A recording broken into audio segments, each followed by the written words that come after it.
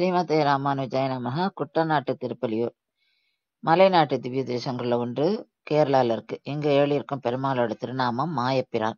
தாயார் பொற்கொடி நாச்சியார். பெருமாள் நின்ற திருக்கோலம். சப்த ரிஷிகளுக்கு பிரத்யக்ஷம் பெருமாள் இங்க. நம்மாழ்வாரும் திருமங்கை ஆழ்வாரும் மங்களாசாசனம் பண்ணியிருக்கா. இந்த திவ்ய தேசம் பாண்டவர்களில் பீமசேனனால் புனருத்தாரணம் செய்யப்பட்டது. பீமனுக்கு துரோணாச்சாரியோட மரணத்துக்கு நாம் தான் காரணமோன்னு ரொம்ப மனசு வருத்தம். அதனால அதுக்கு பிராயச்சித்தம் பண்ணுறதுனால தெற்கு நோக்கி வரான். வரும்போது இந்த இடத்துல இருந்து தவம் பண்ணணும்னு நினைக்கிறான். அப்பதான் அவனுக்கு சப்த ரிஷிகளுக்கு பெருமாள் காட்சி கொடுத்தது தெரிய வந்தது. அதனால இங்கேயே தங்கிடணும்னு தீர்மானம் பண்ணிட்டு ரொம்ப நாள் இங்கேயே இருக்கான். அந்த தங்கின சமயத்துல கோவிலுக்கு நிறைய கைங்கரியமும் பண்றான். பெருமாளும் இவனுக்கு மாயப்பிரானாக காட்சி தந்தார். இந்த கோவிலுக்கு நம்ம நுழையும் போது 18 படிகள். அதை ஏறி நம்ம உள்ள போனோம்னா பெரிய மண்டபம். அதுக்கு உள்ள போனோம்னாக்கா துவஜஸ்தம்பம். அதை தாண்டி போனா ஒரு மண்டபத்துல தங்க காப்பிட்ட தூண்கள். அந்த மண்டபத்தை தாண்டி போனோம்னா பெருமாளோட கர்ப்ப கிரகம். பெருமாள் இங்க சங்கம் சக்கரம் கதை பத்மம் ஏந்தி காட்சி தரார். ஒரு காலத்துல சிபி சக்கரவர்த்தியோட நாடு பஞ்சத்துல கஷ்டப்பட்டு இருந்தது. அப்போ அங்க வந்த சப்தரிஷிட்டு அந்த ராஜா சொல்றா, என்னோட நாடு பஞ்சத்துல இருக்கு, நான் உங்களுக்கு ஏதாவது தானம் கொடுக்குறேன், நீங்க அதை வாங்கிட்டு பஞ்சம் போக்கி எங்களை அருள வேண்டும் அப்படின்றான்.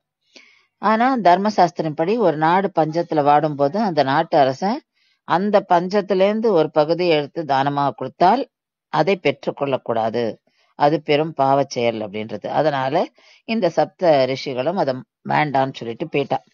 ராஜாக்கு ரொம்ப வருத்தம். அதனால எப்படியாவது நம்ம தானம் பண்ணணுமேன்னு சொல்லி பழங்களை வர வச்சு அதுக்குள்ள தங்கத்தை ஒழிச்சு வச்சு கொடுக்குறான். ஆனா ரிஷிகளுக்கு ஞான திருஷ்டியால தெரிஞ்சு போய் அவ வாங்கிக்க மாட்டோம்னு சொல்லிட்டு போயிடுறான். அதனால கோபப்பட்ட ராஜா என்ன பண்றான், ஒரு பெண் பிசாசை ரிஷிகள் மேல ஏவி விட்டுறான். ரிஷிகள் பஞ்ச நாட்டுல இருந்ததுனால குடத்துல போய் தாமரை மலர்களோட தண்டுகளை பறிச்சு சாப்பிட்டு வாழ்ந்து வந்தார்கள்.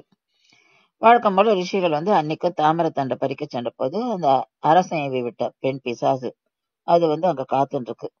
ரிஷிகளுக்கு தெரிஞ்சு போயிடுது இந்த விஷயம். உடனே ரிஷிகள் மகாவிஷ்ணு பிரார்த்திக்கிறா. மகாவிஷ்ணு இந்திரன் கிட்ட சொல்லி ரிஷிகளை காப்பாத்த சொல்றார்.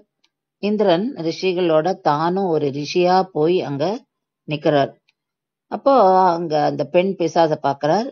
தன்னோட கையில இருந்த தண்டத்தினால இந்திரன் தலையில அடிச்சிடணும். அடிச்சு அதோட கதை முடிஞ்சு போயிடுறது.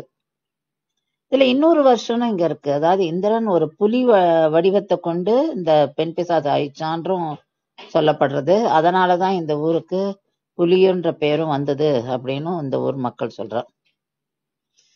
ஸ்ரீமதே ராமானுஜாய நமஹ.